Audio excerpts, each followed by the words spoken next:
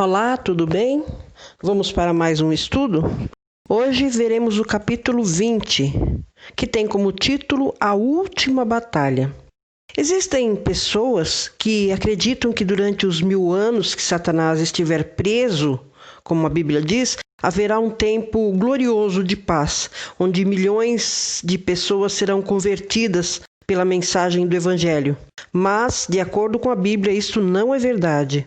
O planeta Terra tem sido palco de uma história de amargo conflito entre duas forças opostas. O reino da luz e da verdade, que é dirigido por Cristo e seus anjos, e o reino das trevas e da mentira, que é dirigido por Satanás e os seus anjos. Nesse capítulo, nós veremos em detalhes esse período de 1000 anos e a vitória final do bem contra o mal. Vamos então aos versos 1 até o 3. E vi descer do céu um anjo que tinha a chave do abismo e uma cadeia na sua mão. Ele prendeu o dragão, a antiga serpente, que é o diabo e Satanás, e o amarrou por 1000 anos. Lançou-o no abismo, o qual fechou e selou sobre ele, para que não enganasse mais as nações, até que os 1000 anos se completassem. Depois disso, é necessário que ele seja solto por um pouco de tempo. Essa cena descrita aí ocorre depois da morte dos ímpios, naquela ceia das aves de rapina que nós vimos no estudo passado. O texto aí fala que Satanás aí é amarrado. É óbvio que essa corrente que Satanás será preso não é uma corrente de aço, de ferro ou qualquer outro tipo de material, mas é uma corrente de circunstâncias, porque os salvos vão estar no céu com Cristo e os ímpios vão estar mortos. E dessa forma Satanás não vai ter a quem tentar. A obra de Satanás, desde o princípio, sempre foi tentar as pessoas a pecar. E não tendo a quem tentar, ele vai estar amarrado, de mãos atadas, como diz o dito popular. Nós costumamos dizer que quando nós queremos fazer uma coisa e dependemos de uma outra, nós dizemos, eu estou de mãos atadas, não é isso? É exatamente o que quer dizer este verso aí. Satanás estará de mãos atadas, ele não vai ter a quem tentar. O texto também fala sobre 1000 anos. Esse período é marcado por 2 eventos. Ele começa na vinda de Jesus, na segunda vinda, e a prisão de Satanás. E termina com a descida da cidade santa e a soltura de Satanás. O texto também fala sobre abismo. Esse termo vem do original grego, abussos ou abis. E é o mesmo que aparece em Apocalipse 9, versos 1 e 2, como nós já vimos, lá se referindo ao vasto e arenoso deserto árabe. Também o mesmo termo é usado em Romanos 10, versículo 7. Esse termo aí em Romanos quer dizer sepultura. Também lá em Gênesis, no capítulo 1, verso 2, é traduzido como profundo e descreve a superfície da terra antes da criação, quando ela era sem forma e vazia. Em Jeremias 4:23, esse termo também é usado.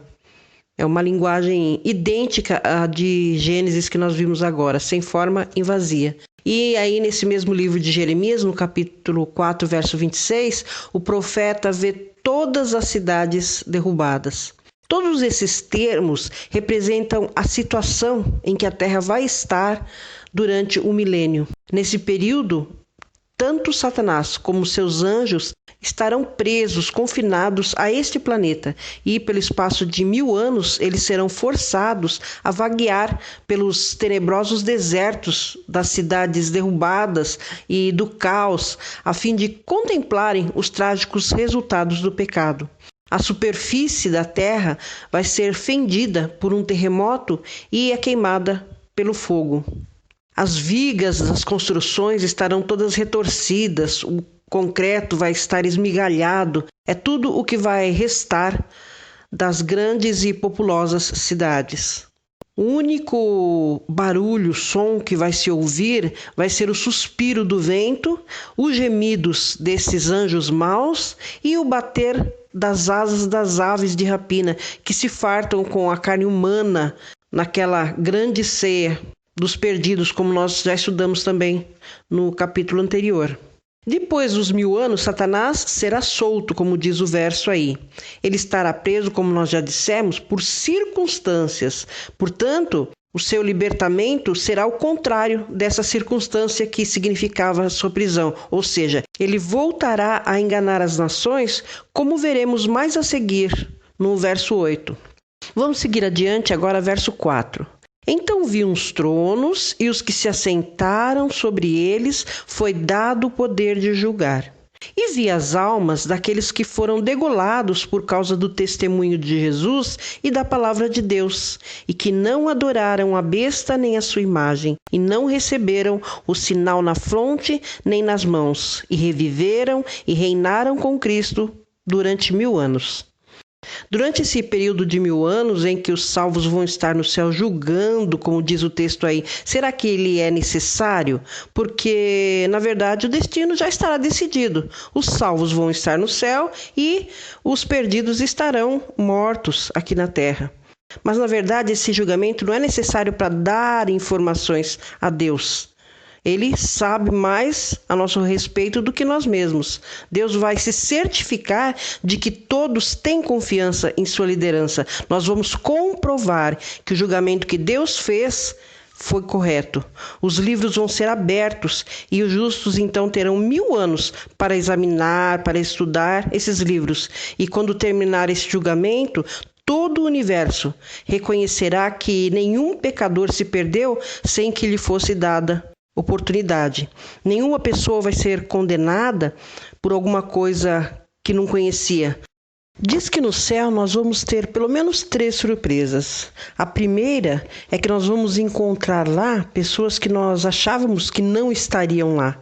Pessoas que, de acordo com a nossa opinião, não eram boas pessoas, que se dependessem de nós estariam perdidas. Mas Deus sabe algo acerca dessas pessoas que nós não sabíamos. Por exemplo, no caso de Estevão e Saulo, Saulo foi quem mandou apedrejar a Estevão. Então, Estevão viu ali Saulo contra os cristãos. Mas nós sabemos pela história bíblica que posteriormente Saulo teve um encontro pessoal com Jesus e se converteu e passou a ser então um cristão, passou a pregar o evangelho. Então Estevão vai estar no céu e de repente vê lá Saulo e fala: como que ele está aqui se ele perseguia cristãos? E aí então Deus vai mostrar para ele que depois da morte dele, Saulo então passou a ser chamado de Paulo e se converteu e passou a ser um pregador do evangelho. Então casos como esses serão revelados.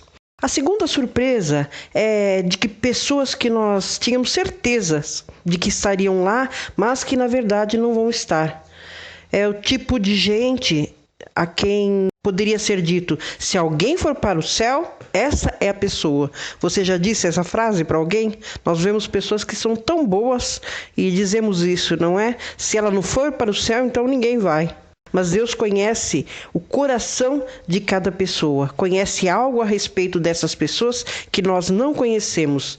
Nós julgamos pela aparência exterior, pelos atos, mas Deus conhece o que vai no coração de cada um. E nesse julgamento, então, nós veremos o porquê dessas pessoas não estarem lá. Há uma rima que diz uma grande verdade. É a seguinte: há muito de bom no que há de pior em nós, e existe muito de mal no que há de melhor em nós. E por isso nem mesmo convém para nenhum de nós ficar falando sobre o resto de nós. Ou seja, nós não conhecemos ninguém profundamente, o que passa no coração de cada um, a vida que a pessoa levou, os ensinamentos que ela teve, tudo isso vai ser levado em consideração.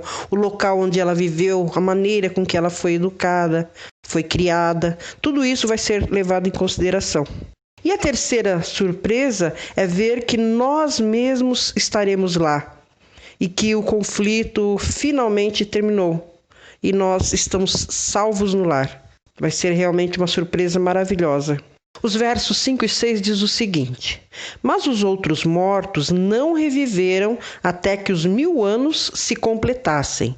Esta é a primeira ressurreição. Bem-aventurado e santo é aquele que tem parte na primeira ressurreição. Sobre eles não tem poder a segunda morte, mas serão sacerdotes de Deus e de Cristo e reinarão com ele durante os 1000 anos. Haverão 2 ressurreições. O milênio começa com a ressurreição dos justos. Quando Jesus voltar aqui a essa terra, não vai pisar aqui, é lógico, ele vai estar nas nuvens nos aguardando, mas na sua segunda vinda, os salvos que morreram em Cristo vão ressuscitar. E no final do milênio, são os ímpios que vão ressuscitar. Os que ressuscitam no começo desse período dos 1000 anos são levados para a vida eterna. Já os que ressuscitam no fim desse período de 1000 anos vão ressuscitar, mas vão ressuscitar para a morte eterna, vão morrer para sempre. O fato de que os que participarem da primeira ressurreição vão reinar com Cristo por 1000 anos indica que essa ressurreição ocorre no começo do milênio, como podemos ver em 1 Tessalonicenses, no capítulo 4, versos 16 e 17. O milênio, como nós dissemos então, começa com a volta pública de Jesus, como já vimos lá no capítulo 1 de Apocalipse, no verso 7. Na volta de Jesus, haverão apenas 2 classes de pessoas, que estarão subdivididas em outras 2. Vão haver os justos e os ímpios.